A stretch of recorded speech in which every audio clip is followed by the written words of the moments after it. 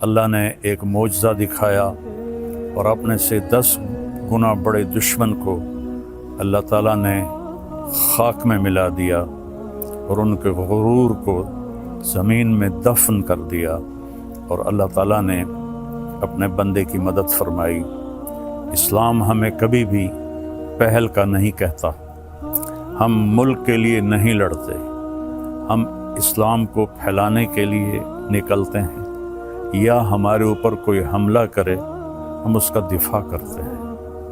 اسلام امن کا مذہب ہے، بھائی چارے کا مذہب ہے۔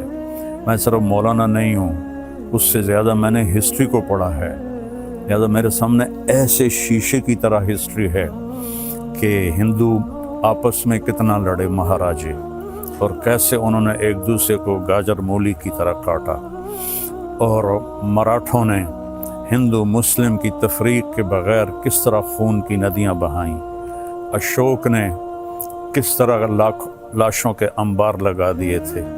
اور میں اپنے نبی پہ قربان جاؤں، جب انہوں نے مکہ فتح کیا 18 برس کی دشمنی تھی کہ ہم نے محمد بن عبداللہ کو قتل کرنا ہے۔ یہ وہ لوگ نہیں تھے جو صرف سیاسی اختلاف تھا یا چھوٹی موٹی کوئی دشمنی تھی، اس درجے کی دشمنی تھی کہ اس کو قتل کرنا ہے۔ جب میرے نبی فاتحانہ مکہ میں داخل ہوئے تو آپ ایسے نہیں بیٹھے تھے اونٹنی پر، آپ اس طرح سر جھکا کے بیٹھے تھے۔ آپ کے پیچھے حضرت اسامہ بن زید بیٹھے تھے، آپ کی لیفٹ سائڈ پر حضرت ابو بکر رضی اللہ تعالی عنہ کی اونٹنی تھی، اور آپ کے لیفٹ پر حضرت اسید بن حضیر رضی اللہ تعالیٰ عنہ تھے، اور حضرت عمر رضی اللہ عنہ صفوں کو سیدھا کرتے ہوئے چل رہے تھے۔ اور میرے لوگ جب داخل ہوتے ہیں تو فاتحانہ تو ایسے داخل ہوتے ہیں اور کہتے ہیں گاجر مولی کی طرح کاٹ دو، نہ بچہ چھوڑو نہ بڑا چھوڑو۔ میرے نبی ایسے داخل ہوئے تھے، کجاوا جو ہوتا ہے نا اس کے اوپر آپ کی ٹھوڑی لگی ہوئی تھی، اور آپ کہہ رہے تھے لا الہ الا اللہ وحدہ، وہی ہے ایک اکیلا اللہ جس کا کوئی شریک نہیں، نصر عبدہ، اس نے اپنے بندے کی مدد کی، انجز وعدہ، اس نے اپنے وعدے کو پورا کیا، وہزم الاحزاب وحدہ، اور اس نے لشکروں کو شکست دی۔ اب سارا مکہ حرم شریف میں جمع ہے، اور آپ بیت اللہ کے دروازے پر اس طرح دونوں چوکٹوں کو پکڑ کر کھڑے ہوئے ہیں اور فرما رہے ہیں اب میں کیا کروں گا تمہارے ساتھ۔ خود قرآن کہتا ہے ان الملوک اذا دخلوا قریۃ افسدوها وجعلوا اعزۃ اہلها اذلۃ وکذلک یفعلون۔ بادشاہ جب ملک فتح کرتے ہیں عزت داروں کو ذلیل کر دیتے ہیں اور تباہ و برباد کر دیتے ہیں، لاشوں کے ڈھیر لگا دیتے ہیں۔ تو آج سارا مکہ انتظار کر رہا تھا کہ اب محمد کی تلوار چلے گی صلی اللہ علیہ وسلم۔ آپ نے فرمایا میں کیا کرنے والا ہوں تمہارے ساتھ؟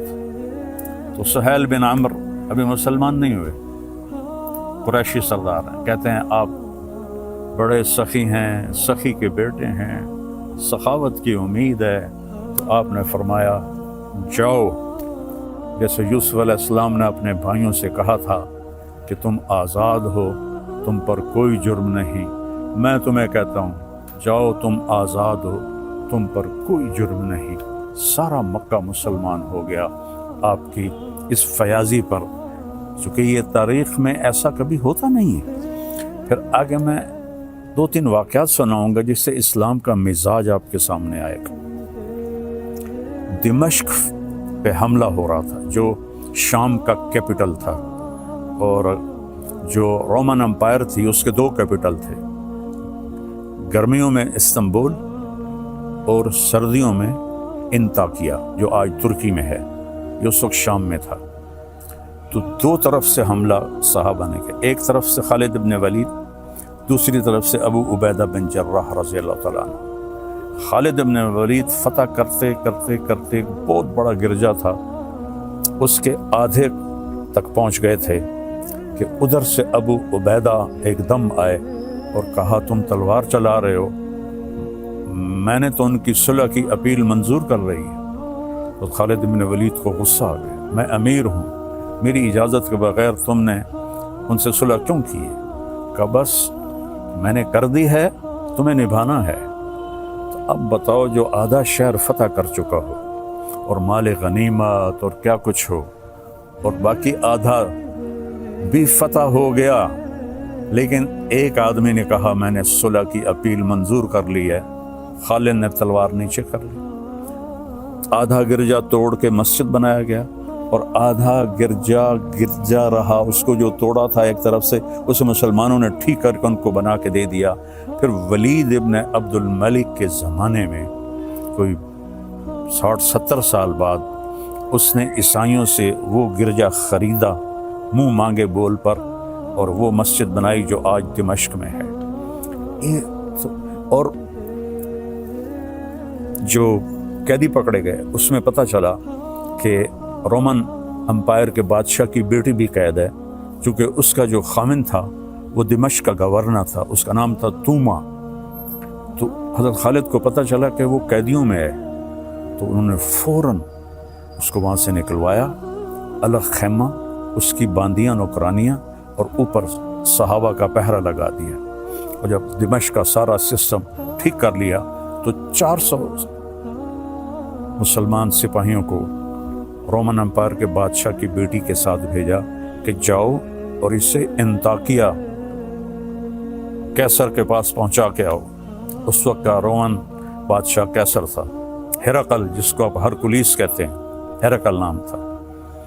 تو 400 سپاہی انطاکیہ کے بارڈر پر ہرقل کی بچی کو چھوڑ کے آئے اور واپس چلے گئے, اور کہا کہ کہہ دینا کہ ہم عزت داروں سے یہی سلوک کرتے ہیں. تو جب ہرقل نے دیکھا, حیران پریشان, تو اس نے پوچھا, بیٹی نے سارا بتایا, تو وہ رونے لگا. کہ جس قوم کے یہ اخلاق ہوں تو یاد رکھنا ایک دن انطاکیہ بھی ان کے قدموں میں ہوگا. یہ اس کے الفاظ تھے. مسلمانوں کی خوبصورت, مسلمان بادشاہوں نے وہی کیا جو باقی بادشاہوں نے کیا. لیکن میں تھوڑا سا آگے چلتا ہوں.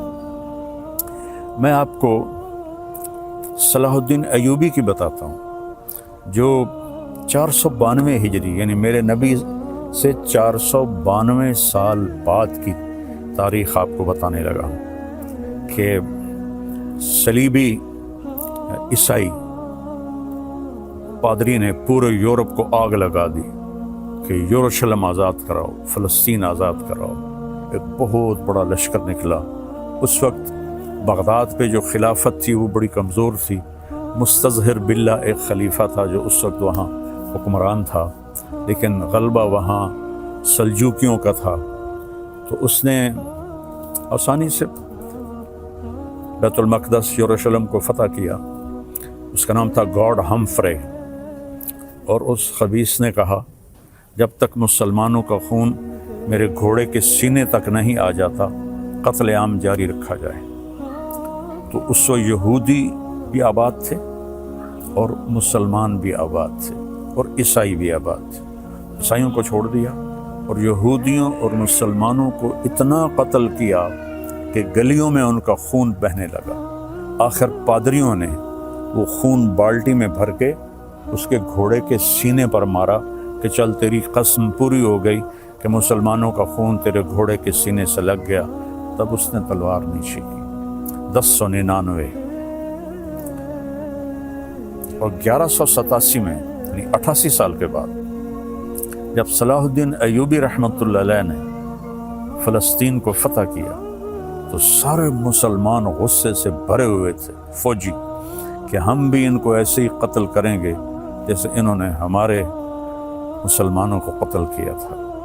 اس سے پہلے ایک جنگ ہوتی ہے, جنگ حطین, جس میں سارے عیسائی بادشاہ یورپین اور مقامی 60,000 کا لشکر, اور صلاح الدین ایوبی کے پاس 20,000 کا لشکر تھا.